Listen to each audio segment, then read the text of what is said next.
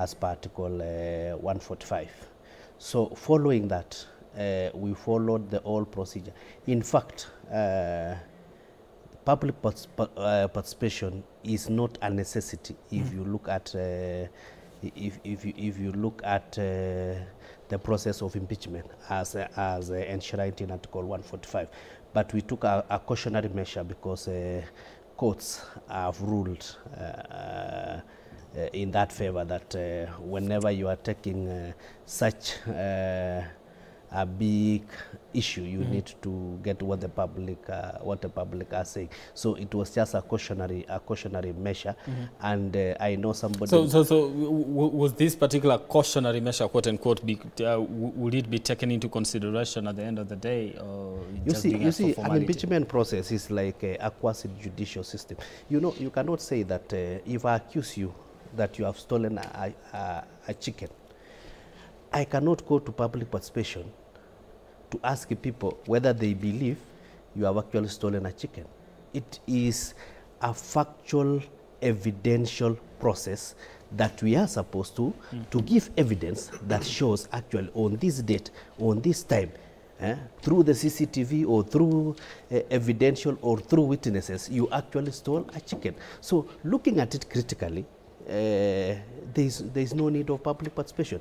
And this constitution we borrowed heavily from the US. And if you look at the impeachment process of the US president, just the same way they were trying to impeach Trump the other day, there's nowhere that is indicated public participation. But because our judiciary have gone, I cannot say overboard, but they have gone, they have defined, you know, what the judiciary also defined becomes part of our processes. Okay. Although it is not well defined. All right. But so it is not a necessity that we actually do public participation, but we did it as a cautionary measure so that in case anybody says that the people are not in, and you can see initially before the public participation we had 291 signatures. After the public participation, it dropped to 282 because some people went to the ground and found out that maybe their people are saying otherwise, and they were able to align. You know, there's no law that defines public participation. It's not defined at the moment. Is a time when the Attorney General of the Republic is trying to draft public participation bill, which will be coming to the National Assembly soon. So that we can have some of these divinations. And I was looking at that particular... To finish up, maybe to finish up, I think my colleagues are chewing my airtime. I don't know. Maybe to finish up, I just want to tell our viewers the impeachment of the deputy president was not premeditated. It was actually a process as defined in Article 150 and Article 145. And we followed, and the deputy president was given a fair hearing. And if it wasn't premeditated, we saw members of parliament, you know, giving threats and saying in 2 weeks' time this is exactly going to happen.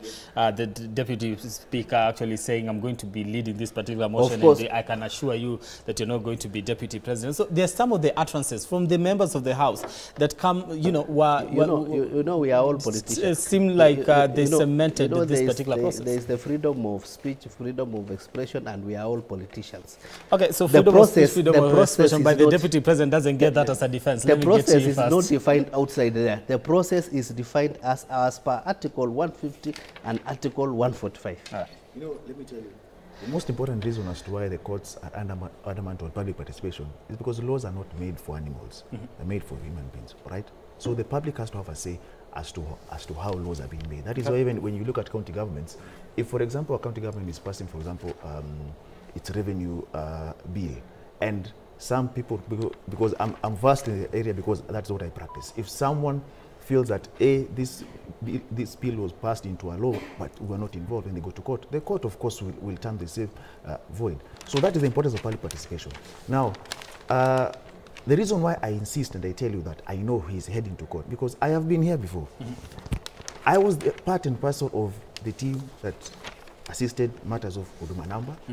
I told the same people that are in parliament the BBI will go nowhere. I was in the same legal team, and I'm telling you. So I know when I tell you someone is going to court, you just try to trivialize my argument about court. But I am telling you because I have spent top dollar in school, I have been educated, and that is what I do for a living. So when I tell you I know someone is going to court, it's because I know I see. So it's like him telling me he knows what is the order paper today. He would know, I wouldn't know. Okay. You get? Okay. So all I'm saying is, number one, he referenced public participation. It is an important ingredient because at the end of the day, the courts have to look at the process of this law. How was it made? Because if that is why they always find themselves, they make laws that are termed void. Ask them how many laws that are termed void, courtesy of the same house. So you find yourself in a situation where processes in this country are not followed. So we rush. You just asked whether the impeachment was premeditated. Of course it was. There is no single way, I'll tell you for free, that they sat down alone and they said, you know what, this guy must go. It is because, if you look at members of parliament, what they are saying, he was trying to train the master. What I find interesting and fun in this life is that this same administration came to office in this same way. You see, Waswahili wanasema hivi, mkuki kwa nguruwe ni tamu, lakini kwa binadamu chungu. Let me just illustrate that. You find yourself in a situation where the presidency is at loggerheads the same way it was in that administration. Now, when one was a deputy, it was very okay to do what Gachagua was doing right now. But when now one is a president, it is very unfair for you, my assistant, to do what I did for the other person, because to me, I am more of a human being. To me, I am better than the one who came before me. And that is sad reality. And that is why I'm saying members of parliament have been hypocritical. Okay. When they say, for example, he's undermined the president. The same president undermined his own boss. So you find yourself in a situation where this, without lying, this is more or less about a political formation moving forward. Okay. He might be seen as a spent cartridge in that, you know, it's use and dump. And he knows that very well. Your term is as good as done. Okay. I am forming another path, and I do not feel that I need you moving forward. And that is why, if you listen to people like Kaluma yesterday, they were saying, Article 10, political formation.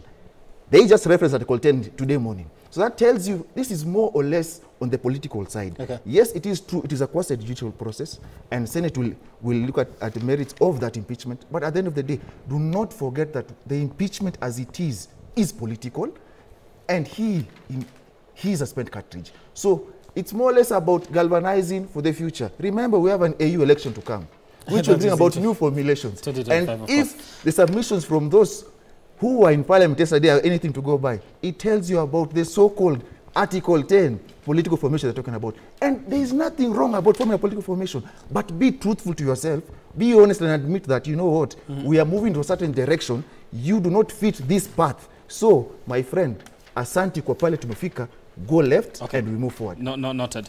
Holboruku, the deputy president did put up a spirited, what we'll call a spirited, people are calling it a spirited defense, but if he didn't move any of the members of parliament, then maybe that was not the case. In his defense, he mentioned quite a, tried to explain the issue to do with his wealth and how he got to acquire that.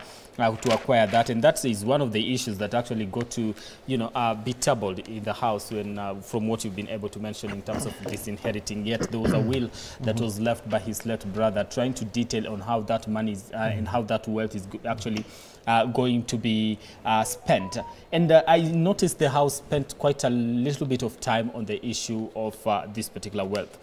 What about his explanation was not convincing to the members of parliament, now that you are in the House? One, there is no agreement which is superior than the Constitution of the Republic. All agreement, all act of Parliament, they cannot contravene the Constitution of the Republic of Kenya. And if they do, they are null and void as far as that inconsistency is concerned. Deputy President talked about the shareholding and why he kept on saying it again and again, why he thinks Kenya is a company, because of the agreement which were entered into pre-general elections by different political parties. And regardless of the agreement which were signed then, the nature of those agreements, on behalf of the supporters across the country, those agreements are not superior, do not go beyond our constitution. Our constitution is the anchor, is the guiding star of each and every state officer on how we should conduct ourselves. Regardless of the agreement which we may have signed, whether at night or during the day, or were those agreements honored? Because it seems that they were honored, most of them. You see, they may have been honored, but what we are saying is, and this is what the Constitution says, there is no act of parliament, there is no agreement which can be signed, either politically or even in private business, which can supersede our Constitution. Everything must be drawn from our Constitution.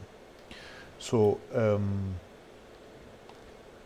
there are many things which our Deputy President has found himself in a very difficult situation, either by design or by his own will, and it is what it is at the moment. So his defense did nothing to try to answer some of the questions that the members of parliament had raised as far as this impeachment is concerned, and some of the issues that had been raised by the mover of the motion.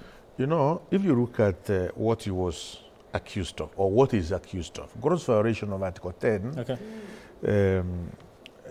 I mean, and Article 27, Article 73, Article 75, 129 of our Constitution, Article 147, as well read with Article 131, that the Deputy President has persistently made utterances threatening to discriminate, exclude, and unlawfully denies sections of the people of Kenya and the region, the Republic of Kenya, equal opportunities for public service, appointment, and allocations of public resources. That he has done again and again.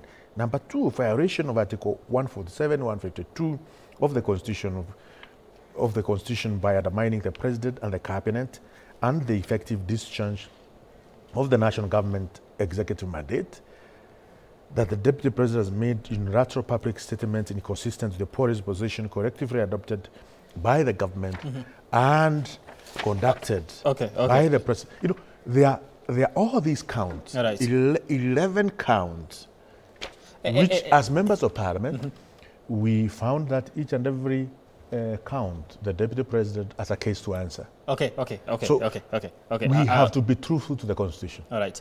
We are coming back to look into that, because my question is in terms of the kind of defense he was giving, because he did give a defense to each and every count that was mentioned there. You can give defense which is not... so the defense was not convincing. Which does not merit, which has no merit as per the... I take a break.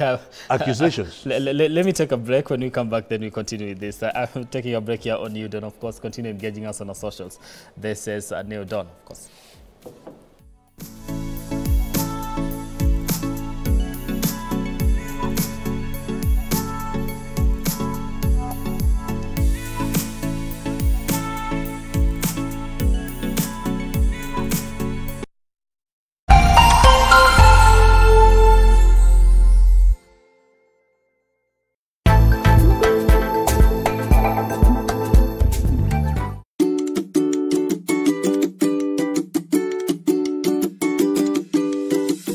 Saturday morning won't be the same again. Launch sequence activated. Have a nice trip.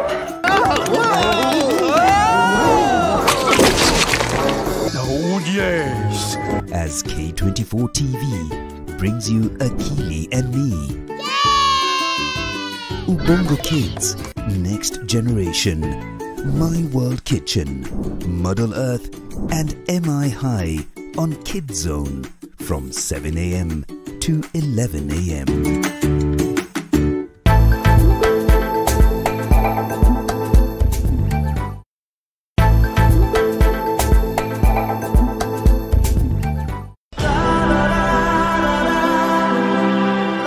Step into a world of emotions, relationships. Kumbe mama, ulikuwa unafikiria kuolewa tena?